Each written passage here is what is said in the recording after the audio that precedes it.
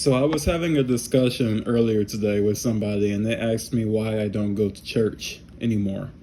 And I thought that was a funny thing to ask me, because anybody who knows me in my personal life understands that Marcus is not the same Marcus he was 5 years ago, or longer than that.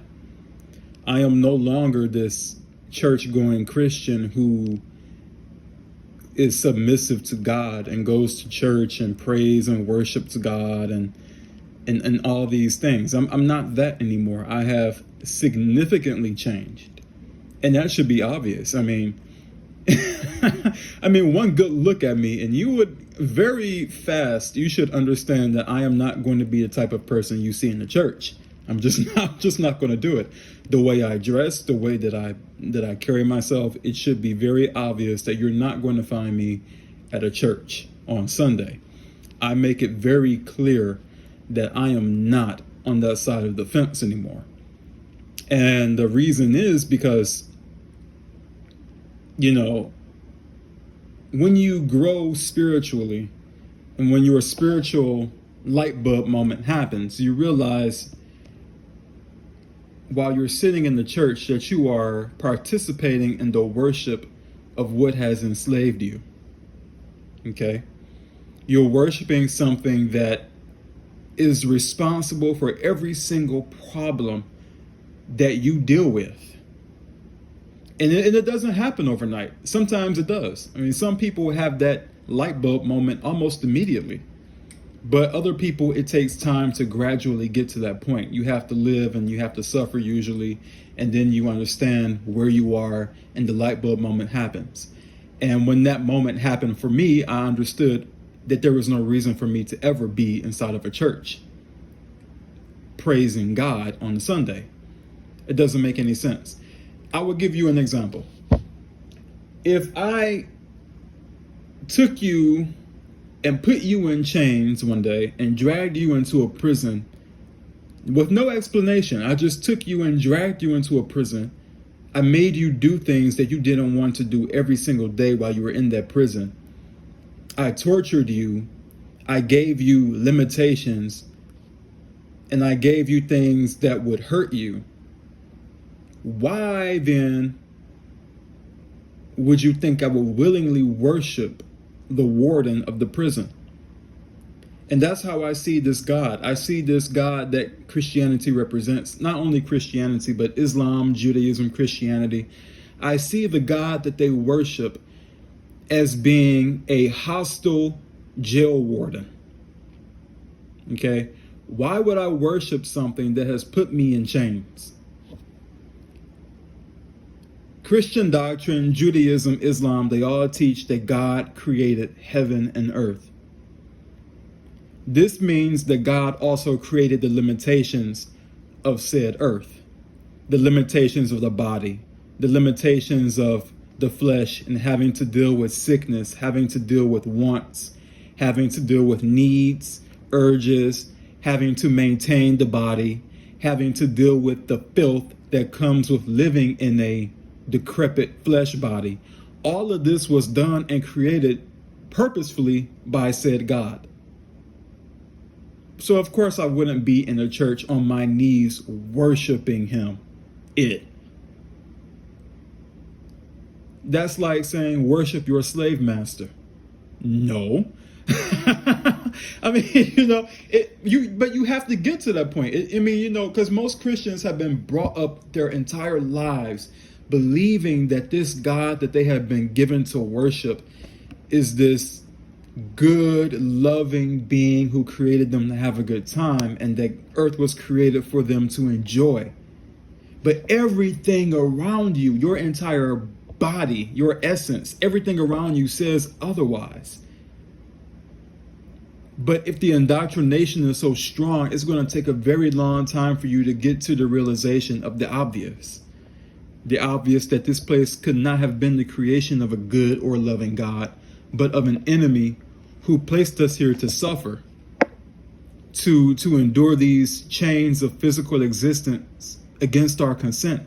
Anything you do that you don't want to do is slavery. And For as long as I can remember, I have always hated being in this body, even when I was a Christian. Even when I was a Christian, I hated physical existence. I hated living in this body, in this world. I hated it. And there was always that conflict because I hated the world, and yet still I had to worship God on Sunday. I had to worship the God who created the world. So there was always that cognitive dissonance going on even then, right? There was never this point in time where I made peace with that. I never made peace with it. I kept it quiet. I didn't tell people how I was feeling about it. And when I did, they always said, oh, you just need to pray more. You need to trust God more. You need to just grow in your faith more. It was always be on your knees more, get on your knees more, ask God to help you more, worship the slave master some more. That'll make it better. Just don't think about it. Just believe.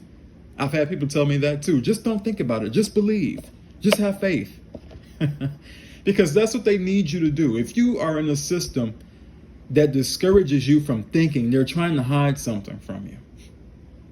They don't want you to come to the realization that you will come to naturally if you allow yourself to think critically about what they're telling you, which is why they have to indoctrinate children at a very young age with this stuff. Because Christianity, any of these religions would not survive if they couldn't indoctrinate children at a very early age. And the way I see indoctrination of these religions, I see it as them inserting a parasite into you at a very early age. They're giving you this sickness, this shot of AIDS, spiritual AIDS as a child. And then it's left to fester and to grow in the sickness. And then you're just so sick to the point where you just give up. You're just completely indoctrinated, a shell, a zombie who doesn't think, who only obeys, who only is on their knees constantly, begging God for help. The same God who created the circumstances for all of their problems in life. And that's another thing that got me. I mean, the more I thought about it, the more obvious it became. It was like a light bulb moment really did happen for me out of the clear blue. And it got to the point for me where I was so sick of it that even going to church physically made me feel ill. I would literally go to church and feel sick. Being there, just being in that church made me feel sick to my stomach. And I can really tell you, it was like a deep, disgusting sickness. And I had to get out of it. My own spirit wouldn't even let me go back to that system because it is a system of dependence, of worshiping your slave master, of being on your knees, of not having to question things or think for yourself, but have things told to you by other people. And it's this system that tells you you are worthless, you are nothing. God is everything. You need the Creator. You need to worship the Creator. The Creator is everything. You are nothing. You are powerless. You must submit yourself. You must repent. You must be obedient. And that's what they tell you from the moment you are a child all the way until you are an adult. If you are still in that system, it's always hammered into you that you are a wretch. You are nothing. You are a decrepit, sick sinner who needs God. But they don't tell you that God is the one that created the system for you to be that way. Think about it. If you are a sinner, if you came into this world, and like they say, Christians believe that you are born in sin. Whose fault is that? Come on, make it obvious. Whose fault is that? So you have a system that says that I'm born into sin by no fault of my own. I didn't do it. I didn't choose to be born in sin. I didn't choose to be born in flesh. But yet, God is the one who knew that these circumstances would happen for every human being to be born in sin, born in flesh, born in sickness and suffering, and have to deal with all these things, but yet allowed it to happen. But we're somehow responsible for that. We're somehow supposed to be the ones who are on our knees apologizing. If anything, the creator of this whole disgusting realm should be on his knees apologizing to us for what it inflicted on us. That's what earth is. That's what life in this world is an infliction. It's a suffering realm. It's a realm of disease and misery and toil and torture. Every single day there are billions of tears being shed, and no God is coming to the rescue for any of them. Every hospital in this world is full of people in agony right now, crying to God to help them, and they will be ignored. They will die suffering. But we're supposed to be on our knees worshiping the thing that created that? Fuck no. Not doing it. You had me when I was a slave. You had me. But thankfully, somehow, some way, my spirit snapped on and it said, enough of this. Enough is enough. No more. Come out of this. And I did. I left. And I never looked back. And I wish that it would have happened sooner. I have zero regrets from leaving the Christian religion. I have zero regrets from leaving religion in general. I have zero regrets. Zero regrets. It's one of the best things that could have ever happened to me. And I say that truthfully. I have nothing that I miss about church, about Christianity, nothing. Because for all the glamour and for all the gold that the church likes to decorate itself with, it's nothing but a hollow shell. It's a religion of subservience, of slavery, pure subservience, pure slavery.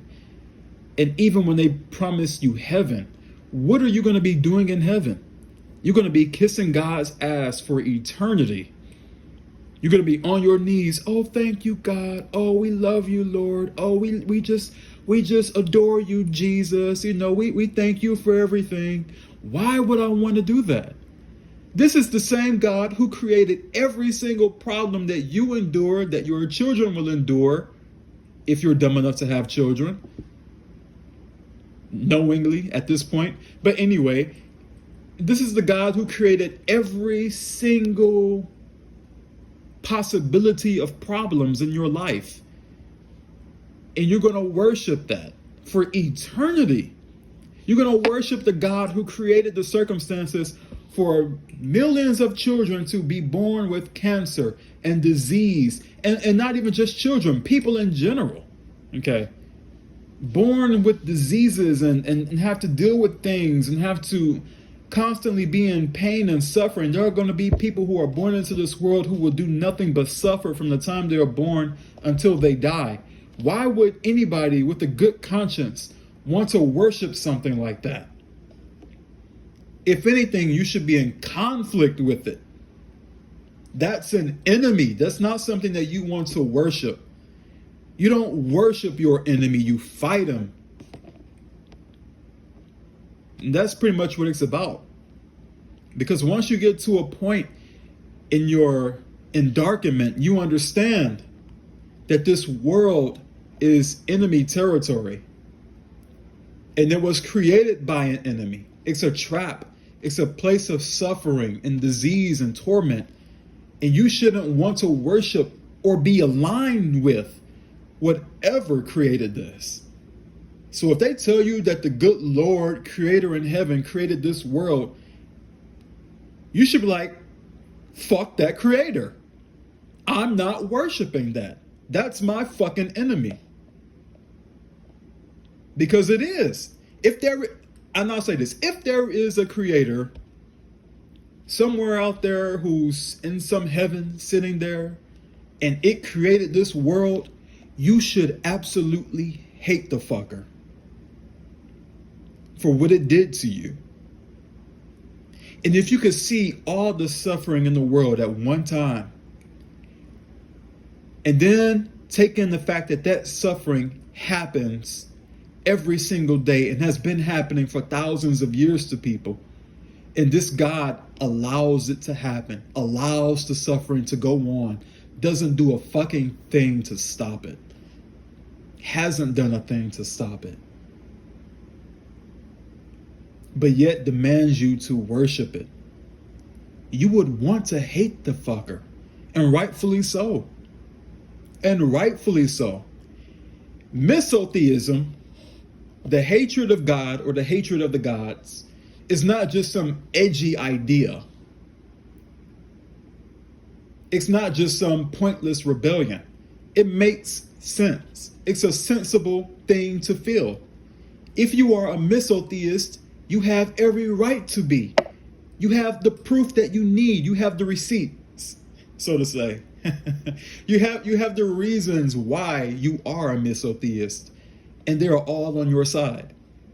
If you take in all the suffering that not only you endure, but that millions of other people endure all the time. I've talked to people who can't do anything but be bedridden and suffer. Why would you worship something that allows a world like that to even exist? The very fact that a place like this even exists is enough reason not to worship any fucking God. Any God who was responsible in creating this shit and maintaining it and sustaining it is not a God you want to worship. Unless you like being in subservience to your enemy, then go for it. If you want to be a slave, if you want to worship what put you in chains, go for it. But not for me. So that kind of went off in the long tangent.